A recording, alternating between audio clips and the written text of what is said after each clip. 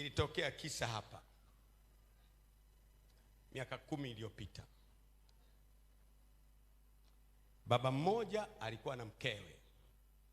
Hii inatuambia kwamba malaika akivaa umbo la mwili huwa yuko attractive. Sema attractive. Wa baba unapita pita kule mitaa unakuta na jini limekuwa kadada. Halitishi, anapendeza. Na unasema, "Oh, kaka Mgaya, how are you? Kaka George, how are you doing? Pastor Paul, how are you doing, my pastor?" And I say, "I am fine. How are you doing?" "Mom, good. I don't remember you." "Oh, don't worry, don't worry. Usiwe na wasiwasi." Jini. Kabisa. Hakuna raha duniani mimi kama kushughulika na mtu ninayemjua. Mimi tabia yangu mtu ambaye simjui sana na kuaga niko hivi. Kwa sababu potentially dangerous. Sumu haionjwi. Umesikia nilichosema? Sumu haionjwi, ukionja ndio kifo. Wako kabisa ambao si watu. Don't rush into matters you don't know. The matters that you don't know. Vile vitu ambavyo hujavifahamu bado viache. Viache vichukue sura. Muda huu unatengeneza sura. Viluilui anafanana na samaki. Baada ya miezi unashangaa analuka kichula.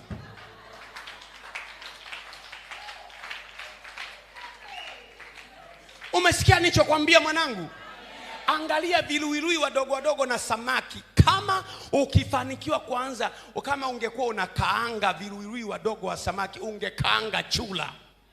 Na kuhakikishia, kwa sababu wote wanafanana na mikia wote wanafanana, wape miezi. Ukiwapa miezi, unaona mmoja anaanza kufanya hivi. Unamwambia, "Si ulikuwa unasema ni samaki?" Yule unayekutana naye mpe muda wa kukaa ndani ya Kristo. Mwache akae ndani ya Kristo muda wa kutosha. Kilitokea kisa hapa miaka 10 iliyopita. Baba mmoja alikuwa na mkewe. Mke wake alikuwa ni MP, ministry pastor wetu wa hapa. Ila mume wake hajaokoka. Yule mama akaokoka kwa sababu mume wake si mwaminifu, ana nyumba ndogo. Yule mama akawa naomba. Mume halali nyumbani. Siku moja akashangaa saa 9. Mume anarudi. Anapumua. Yalionipata leo. Basi tu Mungu mwenyewe anajua. Yule mama sasa ameokoka, ni MP wa hapa, anatulia tu. Ametulia tu. Yalionipata leo. Yaani Mungu mwenyewe anajua. Yalionipata leo. Sasa huyo mama akajua mume wake kapata kichaa. Kanipigia simu, "Baba, mume wangu kapata psychiatric kichaa. Nimekataa kumsemesha kwa sababu ishanirudi sana. Amerudi saa 9 leo ana kichaa." Nikasema, "Anafanyaje?" "Anaongea peke yake." Nikamwambia, "Piga simu alafu iache loudspeaker nimsikilize." Anaongea tu. Yaani yalionipata leo, nimekomeshwa. Yaani nimekoma kabisa. Sitarudia kabisa. Baadaye nikamwambia mke wake, "Msemeshe. Jipe moyo, ulikuwa umemchukia lakini msemeshe. Ni nini?" Akamwambia, "Kwa nini?" "Si unajua mimi sikuaga mwaminifu kabisa, ujue hivyo. Yaani nilikuwa na nyumba ndogo.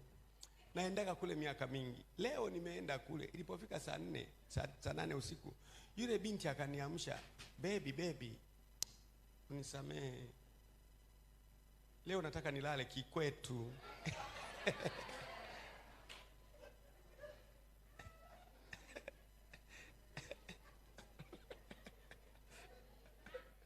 "Nataka nilale kikwetu baby." Ulale kikwenu. Anasema labda yeye mpenzi wake labda sio nataka kufanya kitu gani. Anasema baby, hamna wasiwasi. Anasema yule binti akashuka kitandani, akaenda pale chini, akaweka kichwa chini, miguu juu, hajashika hata mkono, akanyoka kama mche wa sabuni na vidole vimenyoka hivi, akalala usingizi. Kwanza yule bwana akaangalia, ilikuwa kama saa 8 hivi, mtu amenyoka, hana nguo, hana nini, miguu imenyoka hivi, afu kichwa ameweka chini, kichwa chini, miguu juu, afu amenyoka paka anakoroma, ameshalala. Wewe, alitoka balu, pita pale mlangoni, anakimbia mpaka nyumbani. Nini? Watu wamelala kikwao.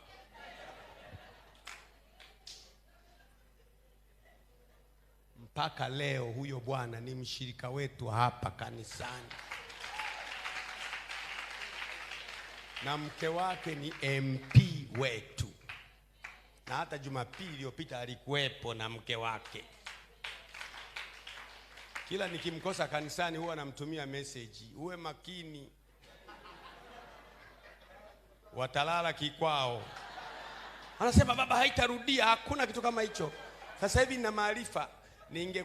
Ingekuwa nipo leo, angekuwa yupo leo nafundisha somo hili, anavofyeka anaruka mpaka juu, fyeka, vunja, haribu, mpaka kama anacheza karate.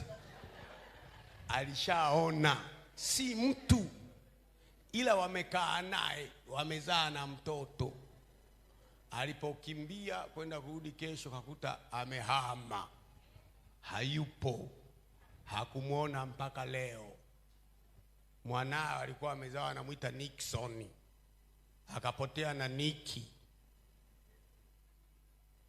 Si kama alikuwa mwanae au lilikuwa na lenyewe walipewa toto la kutoka kule la kwao. Sikilize vizuri. Kwa hiyo wapo wasio watu, ila wana uwezo wa kuangalia hatima ya mtu wakaiwinda. Wewe unajulikana utakuwa nani, ilishaamliwa tayari.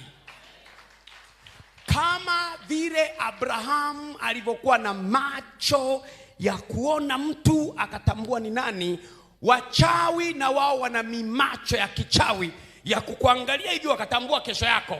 Namuona ila si sasa, namtazama ila si karibu, itatoka nyota katika Yakobo. Wakamwangalia wakisema, na kujua unani mtakatifu wa Bwana, kwa nini unakuja kutuangamiza kabla ya wakati wetu? Yesu hakuwaacha waseme, kwa sababu walimtambua. Hebu sema walimtambua. Hawa ni watumishi wa Mungu wenye kuwahubiria habari ya wokovu. Kumbe mashetani wanaweza kumuona mtu wakamtambua, na wakajua unakoelekea ni pakubwa na pazito. Mambo aliyokuhifadhia Mungu ni mazito. Ile Wakorinto wa pili sura ya 2 na mstari wa 9 inasema hivi: yale mambo ambayo jicho halikuyaona wala sikio halikuyasikia wala hayakuingia katika akili ya mwanadamu, mambo hayo ndiyo Mungu amewafunulia wale wampendao. Lakini sisi ametufunulia kwa Roho Mtakatifu, kwa maana Roho Mtakatifu huchunguza sana sana hata yaliyo mafumbo ya Mungu. Au ni nani ajuae mambo ya mtu isipokuwa roho iliyo ndani yake? Na nani ajuae mambo ya Mungu isipokuwa roho ya Mungu iliyo ndani yake? Basi sisi hatukupokea roho ya dunia, tumepokea roho wa Mungu, ili tuyajue mambo tuliyokirimiwa na Mungu. Yako mambo tuliyopewa na Mungu. Kukirimiwa maana yake ni kupewa. Kukirimiwa maana yake ni kupewa. Yapo mambo tuliopewa na Mungu, lakini yanahitaji Roho Mtakatifu. Tumepewa Roho Mtakatifu ili atujulishe yale mambo ambayo tumekirimiwa na Bwana. Yako mambo tumepewa na Bwana kabla ya kuwekwa kwa misingi ya ulimwengu. Yako mambo tumepewa na Bwana. Iko huduma tumepewa na Bwana. Iko kampuni tumepewa na Bwana. Wako watoto tumepewa na Bwana. Iko ndoa tumepewa na Bwana. Yuko mchumba umepewa na Bwana. Iko biashara umepewa na Bwana. Iko nchi umepewa na Bwana. Yako maisha umepewa na Bwana. Unaweza kuyatambua tu kwa kupitia Roho Mtakatifu.